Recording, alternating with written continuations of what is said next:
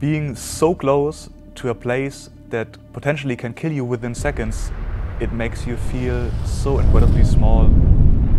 And as a filmmaker, you want to have the best music possible to emphasize such strong emotions.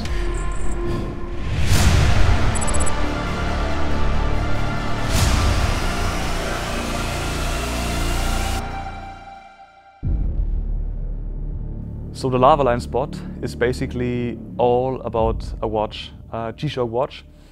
And we created an extraordinary, super extreme stunt around it on a remote island in the middle of the South Pacific. And one of the world's best slackliner, Alexander Schulz, he did a world record by walking across an active volcano, bearing the watch on his left arm. We handled the stunt like an expedition because it was super remote on Tanna Island, which belongs to Vanuatu. It's in the middle of Norway in the South Pacific. And we had a global shutdown. Corona was giving us a super hard time. It was the first wave coming and all the big countries, they closed their borders for the very first time. And from one day to the other, we were completely on us on this little island. There was no infrastructure, no planes leaving, no ships leaving.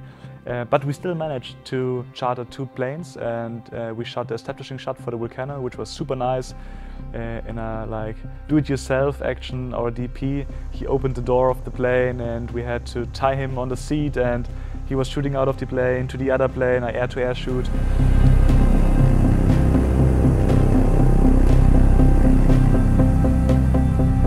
The production was crazy. We had 5 fixed cameras all around the crater where the stunt would happen, and so the weight of the equipment was also an issue. So we had to decide on a nice but light camera setup which still delivers the right quality we wanted to have. For the aerial shots we used DJI drones.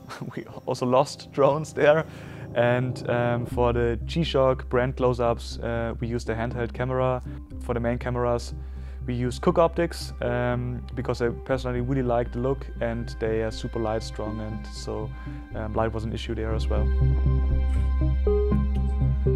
We had to dig super deep holes in the ground to fix the line in the ash and in the earth there, and it was like super toxic and hot. It was hot. It was like 50 or 60 degrees sometimes. I was even more worried about my team than about myself, and the funny thing is I was more in danger than the athletes because I had the camera in my hand and I was walking around trying to capture the best from the best angle, and it was insanely beautiful. I was standing there, it took my breath, and when I saw the picture I knew that's it, that's what I want to have, and that's perfect.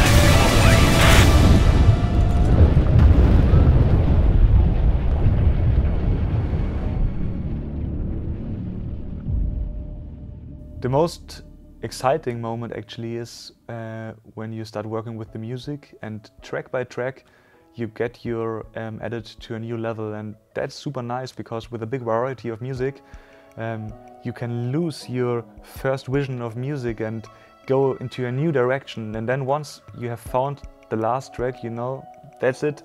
It's just a happy and satisfying moment, and that's the reason why Universal Production Music is the best library for me to go, because they just have the quality and the best variety of music.